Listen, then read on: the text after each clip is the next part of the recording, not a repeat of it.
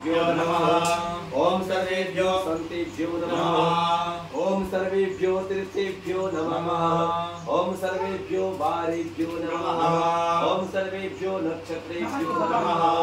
ओम सर्वेभ्यो ग्रहेभ्यो नमः।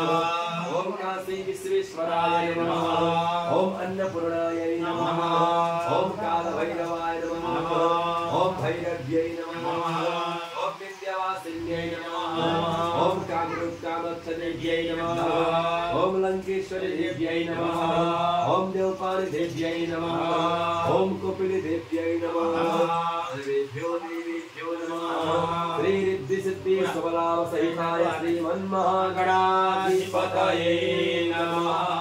इति नमस्कृत्य सुमुखश्चैकदन्तस्य कपिलो गजकर्णकः लंबोदरश्च विकटो विघ्ननाशो विनायकः धूम्रकेतुर्गणाध्यक्षो बालचन्द्रो गजाननः द्वादशैतानि नामानि यः पठे शृणुयादपि विद्यारम्भे विवाहे च प्रवेशे निर्गमे तथा संग्रामे संकटे चैव विघ्नस्तस्य न जायते शुक्लाम्बरधरं देवां शशिवर्णं चतुर्भुजं प्रसन्नवदनं ध्यायेत् सर्वविघ्नोपशान्तये अमये सिद्ध्यार्थसिद्ध्यार्थः मोदितो यासुरासुरैः सर्वविघ्नहरस्तस्मै गणाधिपतये नमः।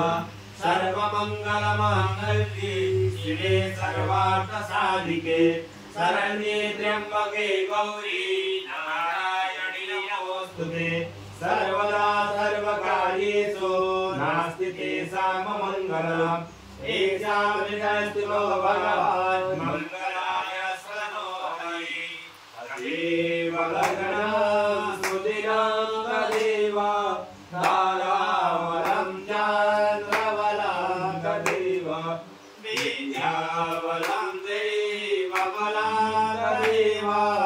लक्ष्मी परेते स्मरामि लावस्तेषां जयस्तेषां मुदस्तेषां वरादय ईशामिन्दिवरस्यामो हृदयस्थो जनार्दनः यत्र योगेश्वरः कृष्णो यत्कार्यो धनुर्धरः तत्र निर्विजयोर्भूते यद्वाणी तिरुमतिर्भुव अरण्याचिन्तयन्तो मां ये जन्मपर्यवसति तेषां नित्याभियुक्तानां स्मरे सकलकल्याणं यत्र जायते।